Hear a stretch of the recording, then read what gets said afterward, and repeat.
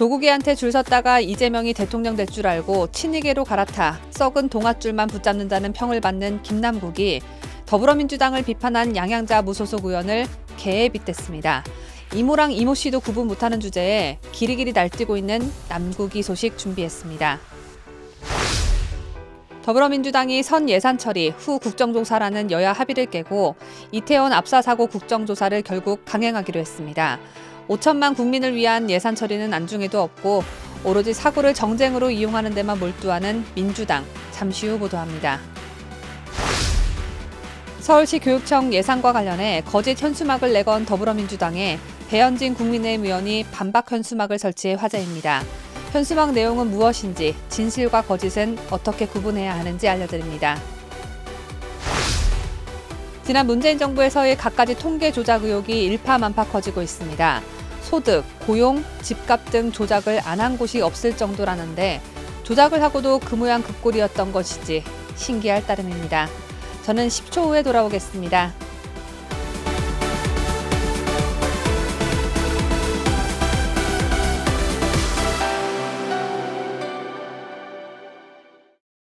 전 세계 각국에서 애청해주고 계시는 67만 5천 명의 구독자 여러분 안녕하십니까? 2022년 12월 19일 월요일에 전해드리는 뉴스데일리 베스트 시작합니다. 우리 구독자 여러분은 가구향 리페라는 이 5글자의 뜻을 아십니까? 4글자가 아니기 때문에 사자성어로 분류되지 못하는 이 한자성어는 집에서 기르는 개가 집 안을 향해 짖는다 라는 뜻을 가지고 있는데요. 이런 유식한 말을 어리버리한 김남국이 사용해 화제가 되고 있습니다. 이모랑 이모씨도 구분 못하는 애가 어디서 주워들은 건 있나 봅니다. 그런데 이 말을 들은 사람은 기분이 썩 좋지는 못하겠죠. 아니 기분이 좋지 못한 정도가 아니라 아마 더러울 겁니다. 집에서 기르는 개 취급을 받았는데 기분이 얼마나 나쁠까요? 김남국 따위에게 이런 모욕스러운 말을 들은 당사자는 양양자 무소속 의원입니다.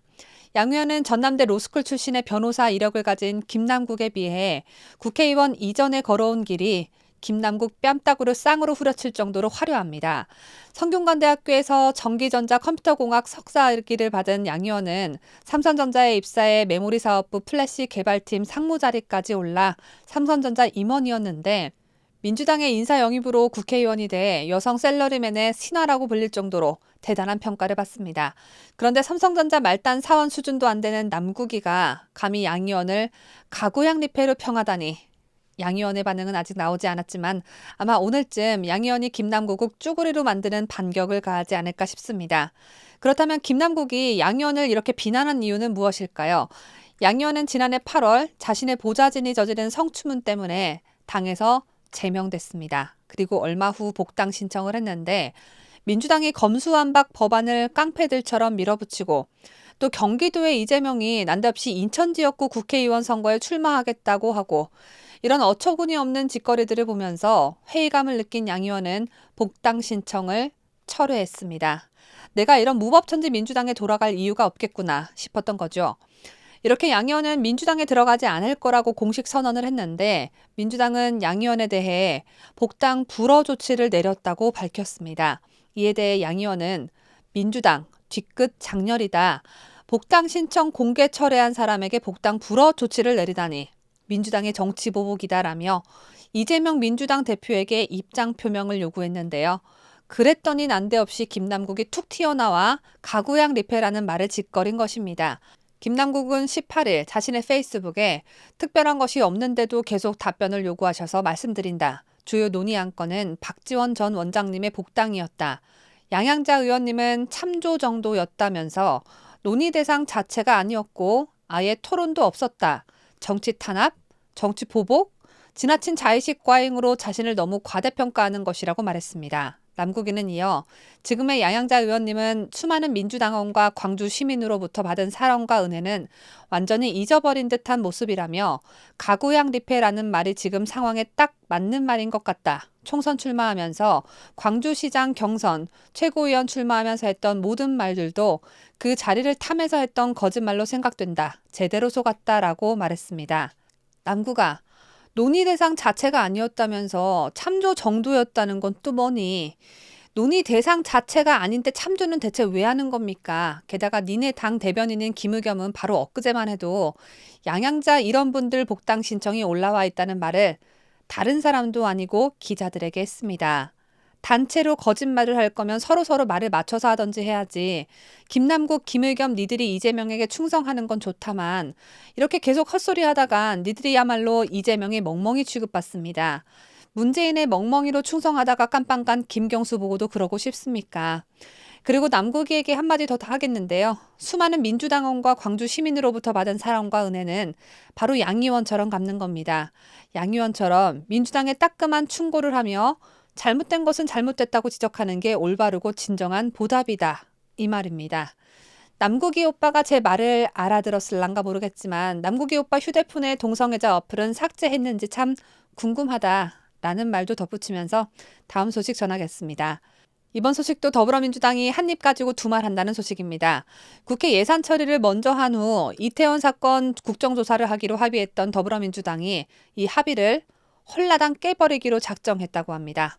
더불어민주당 우상호는 예산안 처리 문제 때문에 국정조사를 무산시킬 수 없다며 19일 특위 전체 회의를 열어 본조사 일정과 증인을 채택하겠다고 말했는데요.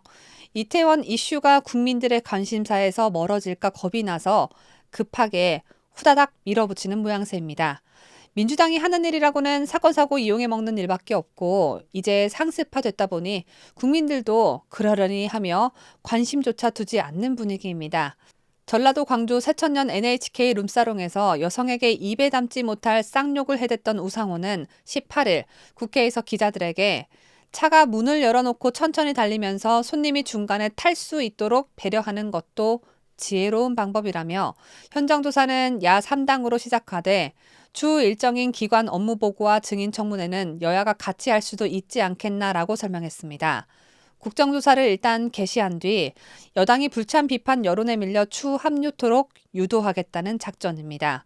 여야 원내대표는 지난달 23일 내년도 예산안을 먼저 처리하고 국정조사는 이후 실시하는 조건으로 그간 첨예하게 대립했던 이태원 국정조사 추진에 극적으로 합의했습니다. 하지만 예산안 처리가 늦어지자 민주당이 예산과 국정조사의 연계를 지들 멋대로 끊어버린 것입니다.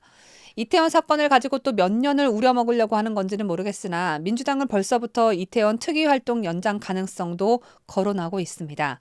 우상호는 당초 활동기한을 1월 7일로 했던 것은 예산안이 12월 8일에서 9일 처리될 것을 전제로 했던 것이라며 일단 시작해보고 일정상 도저히 안 되겠으면 그 과정에서 연장 이야기를 할 수 있을 것이라고 말했는데요.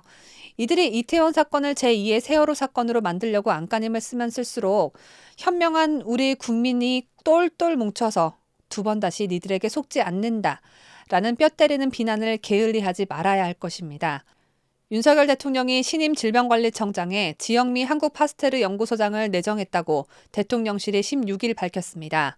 지영미 소장은 서울대학교 의대를 졸업하고 영국 런던대 대학원에서 의학 석사와 박사 학위를 취득했으며 25년 이상 국내외 주요 보건, 연구기관에서 활동한 국제적인 감염병 전문가입니다.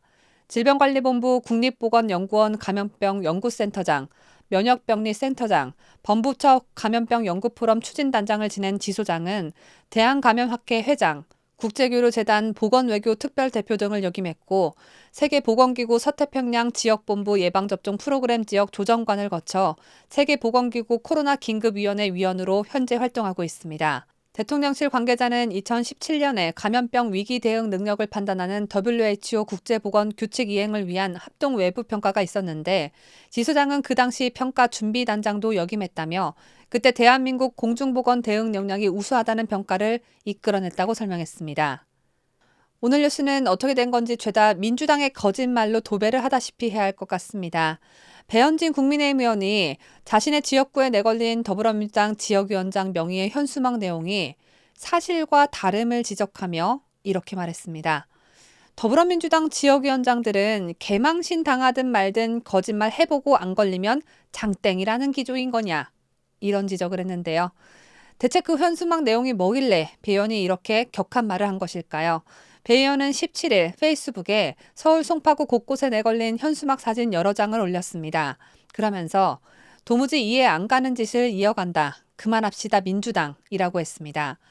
민주당의 송파을 지역위원장 이름으로 내걸린 현수막에는 국민의힘, 서울교육청 예산 5,688억 삭감, 무성면 학교 검증 예산 0원, 아이들 안전과 건강도 외면합니까? 라는 문구가 담겼습니다. 이 내용만 보면 국민의힘이 서울시 교육청 예산을 올해보다 5,688억 원 삭감한 것처럼 느껴지죠. 그러나 삭감의 기준은 서울시 교육청이 제출한 예산안입니다. 교육청은 당초 12조 8,915억 원 규모의 예산안을 시의회에 제출했지만 시의회 상임위원회 심사 등을 거치면서 5,688억 원이 삭감된 12조 3,227억 원이 내년도 교육청 예산안으로 확정됐습니다. 지난해 서울시 교육청 예산 10조 5,886억 원을 기준으로 한다면 오히려 올해 16.4% 증가했습니다. 이러한 진실을 서울 시민들에게 알리려면 국민의힘 또한 이를 설명하는 문구를 곳곳에 달아놔야겠죠. 그래서 배현진 의원은 다음 날인 17일 서울시 송파을 자신의 지역구 내에 민주당 송모지역위원장의 현수막이 걸린 곳마다 해당 내용을 반박하는 현수막을 설치했습니다. 배현진 의원은 반박 현수막에서 작년보다 서울교육청 예산은 2조 3,029억 원 증가했다. 민주당 거짓말에 속지 않는다라고 했습니다. 정리하자면 서울시 교육감인 조 의원이 나 올해 8,000원 가지고 썼는데 부족했어. 그러니까 내년엔 2,000원 더 올려서 10,000원으로 해줘 라고 했는데 1,000원 모자란 9,000원을 받았습니다. 원하는 만큼 받진 못했지만 지난번보다 1,000원을 더 받은 셈이죠. 그런데 민주당을 이거 가지고 교묘하게 말장난을 하며 되려 올해 반밖에 못 받은 것처럼 호도를 한 것입니다. 시민의 지지를 얻고자 하는 방법도 참 가지가지인데 어쨌든 민주당의 말장난에 속아 넘어갈 뻔한 서울 시민들을 위해 진실이 적힌 반박 현수막을 내건 배현진 의원에게 칭찬의 박수를 보내고 싶습니다. 오늘은 이제 그만 이 좌파들의 사기 행각 소식은 그만 다루고 싶은데 마지막으로 한 가지 더 전해야겠습니다. 아주 중요한 소식이거든요. 문재인 정부의 통계 조작 의혹을 감사 중인 감사원이 문재인 정부의 소득주도 성장을 설계했던 홍장표 전 청와대 경제수석을 소환 조사할 방침인 것으로 전해졌습니다. 이 소식을 접한 국민의힘 상근 부대변인 출신인 김현주 시사평론가는 만약 정책 홍보에 열을 올린 것과 다른 결과가 나왔다고 해서 통계를 조작해 마치 정책에 효과가 있었던 것처럼 하려고 했다면 이는 국가의 기본을 흔들 만한 영향을 미친다는 점에서 국기문란이 아닐 수 없다는 생각이라고 직격했습니다.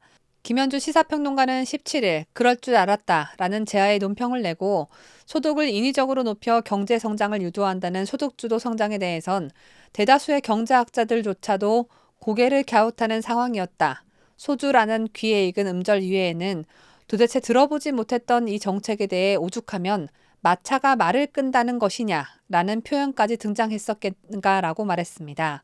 김 평론가는 그런데 돈을 더 벌 수 있다는 당초 설명과는 달리 최저임금의 급격한 상승은 임금 노동자들의 일자리가 없어지게 만들었을 뿐 아니라 자영업자나 소상공인들에게도 알바 없이 노동 독박을 쓸 수밖에 없는 상황을 만들었다고 꼬집었습니다. 김 평론가는 또 보도에 따르면 강 의원으로부터 원하는 통계치를 얻은 홍 전 수석은 2018년 5월 국가재정전략회의에서 문 전 대통령이 소득주도 성장과 최저임금 인상의 긍정적인 효과가 90%라고 말하자 사흘 뒤 기자들을 불러 모아 왜곡된 것으로 의심되는 자료를 근거로 브리핑을 했다고 한다고 말했습니다. 그러면서 그렇다면 이후 통계청의 수장은 과연 어찌 되었을까? 8월 황 전 청장은 통계가 정치적 도구가 되지 않기를 바란다는 말을 남기고 사실상 경질됐고 강신욱 연구위원은 후임 통계청장이 됐다면서 민망할 정도로 명확관한 전개가 아니겠는가라고 문재인 정부의 통계 왜곡 의혹의 문제점을 짚었습니다. 문재인 패거리들이 조작을 한두 개 한 게 아닌가 봅니다. 간땡이가 도대체 얼마나 부은 것일까요? 감사원은 문재인 정부에서 소득과 고용뿐만 아니라 집값까지 주요 통계가 고의로 왜곡됐고 여기에 청와대가 개입했다고 판단하는 것으로 알려졌습니다. 문재인 자신의 있지도 않은 업적을 하늘 높이 축혀 세우기 위해 자신의 무능함을 감추기 위해 거의 모든 결과를 조작했다라면 이거 정말 보통 큰 범죄가 아닙니다. 원희룡 국토교통부 장관은 만약 문재인 정부가 정권 유지를 위해 부동산 관련 통계를 인위적으로 조작했다면 그것이 바로 국정농단이라고 말했는데요. 그랬더니 문재인 하수인이었던 윤건영이가 발끈하고 나섰습니다. 윤건영은 18일 자신의 페이스북에 원장관의 수준이 참 형편없다. 현직 장관이 전임 정부를 두고 통계 조작 운운하는 수준이라니 어처구니가 없다고 했습니다. 문재인 정부 청와대 국정상황실장을 역임해 문재인에게 은혜를 갚을 처지인 윤건영은 현직 장관이 정치 보복의 돌격대를 자처한 듯하다. 최소한의 구체적 팩트도 없이 국정농단이라니 누구에게 잘 보이려 하는 말인가 아니면 누가 시켜서 하는 말인가 라고 말했습니다. 윤건영은 현직 장관이 카더라식의 가짜뉴스를 생산하는 데 앞장서서야 되겠냐며 부동산 통계뿐 아니라 정부 통계는 뻔한 방법이다. 전문가들 포함 보는 눈이 많은 것이 통계다. 대체 정부가 무슨 수로 그 수많은 눈을 속이고 조작을 할 수 있단 말이냐고 되물었습니다. 윤건영이 화가 좀 많이 나 보이죠? 원래 죄 지은 놈들이 이렇게 벌컥 화를 내는 법입니다. 대체 정부가 무슨 수로 그 수많은 눈을 속이고 조작을 할 수 있냐고요? 그 수많은 눈을 돈을 주고 매수한다면 얼마든지 가능한 일 아니겠습니까? 그러다 뒤틀리면 쥐도 새도 모르게 처리해버리는 건지는 모르겠으나 지난해엔 여론조사 기관인 리얼미터 이사가 돌연 사망하는 일도 있었습니다. 또한 더불어민주당은 그 수많은 눈을 무조건 다 속이려고 엄청난 노력을 한 것 같지도 않습니다. 지난 4.15 총선 때 1, 2위 사전투표 득표율이 63대 36으로 같은 지역이 수두룩했는데 그 수많은 눈을 다 속이려고 노력했다면 조작 선거를 그렇게 허접하게 기획했을까요? 윤건영 네가 네 입으로 말했죠. 정부 통계는 뻔한 방법이다. 그 뻔한 방법이라도 써서 어떻게든 권력을 차지하고자 하는 어리석은 자들이 바로 니들입니다. 통계 조작을 한 건지 했다면 얼마나 많이 한 건지 이 사건으로 문재인이 감방에서 얼마나 살아야 하는 건지 윤건영도 같이 붙잡혀 들어가는 건 아닌지 현재로선 쉽게 예상할 수 없으나 문재인 패거리 니들이 떳떳하다면 감사원 감사에 적극 협조하길 바랍니다. 제가 준비한 소식은 여기까지입니다. 지난 영상에서 많은 분들이 좋아요 버튼을 눌러주셔서 저희 채널을 모르시는 분들에게 영상이 추천돼 새로운 구독자가 많이 생겨났습니다. 오늘 영상 역시 엄지손가락이 위로 향해 있는 추천 버튼 꾹 눌러주셔서 저희 뉴스데일리 베스트가 빠른 시일 내에 100만 구독자가 될 수 있도록 성원해 주시길 부탁드립니다. 끝까지 함께 해주신 여러분 대단히 고맙습니다.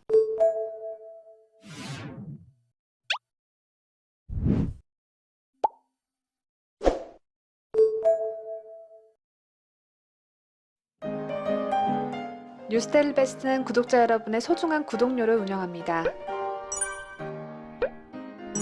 여러분의 자발적 구독료 참여를 기다립니다.